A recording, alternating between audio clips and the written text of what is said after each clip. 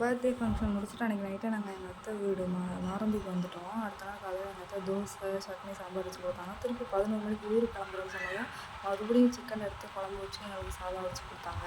சாப்பிட்டுட்டு அதோட நாங்கள்லாம் கிளம்பிட்டோம். அத்தை, மாமா, மச்சான் எல்லாருமே ஆட்டோ ஏற்றி விட வந்தாங்க. அங்கே வந்து இப்போ நாங்கள் மாரந்திலேருந்து கட்லாடிக்கு வந்து ஆட்டோவில் தான் போகணும், பஸ்லாம் கிடையாது, ஷேர் ஆட்டோ தான். ஸோ நான், என் ஹஸ்பண்ட், என் பையன் 3 பேரும் ஷேர் ஆட்டோவில் கடலாடி போனோம். கடலாடி போயிட்டு அங்கே வந்து எதுவும் வாங்கிலாம் சாப்பிடல. அங்கே வந்து தண்ணி பாட்டில் மட்டும் ஒன்று வாங்கிக்கிட்டோம். அவங்க அப்பாவும் மயனும் தான் போய் வாங்கினாங்க. தண்ணி பாட்டில் மட்டும் ஒன்று வாங்கிட்டுருந்தோம். வாங்கிட்டு வந்து உட்காந்துருந்தோம். அதோட பஸ் வந்தது.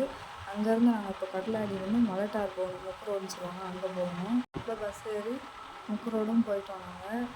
அதாவது மலட்டார், சாயல்குடி பக்கத்தில் மலட்டார் போனோம். உள்ள ஒரு 10 நிமிஷம் வெயிட் பண்ணோம் நாங்கள். அதுக்கப்புறம் தான் பஸ் வந்தது. அங்கேருந்து மலட்டார்லேருந்து பஸ் ஏறி நாங்கள் போனால் கீழக்கரை போனோம். ரொம்ப வருஷத்துக்கு அப்புறம் இப்போ தான் நான் எங்கள் ஊருக்கு போகிறேன், கீழக்கரைக்கு, எங்கள் சொந்த ஊருக்கு. அதுவும் என் பையனோட போகிறேன். ரொம்ப வருஷம் ஆச்சு.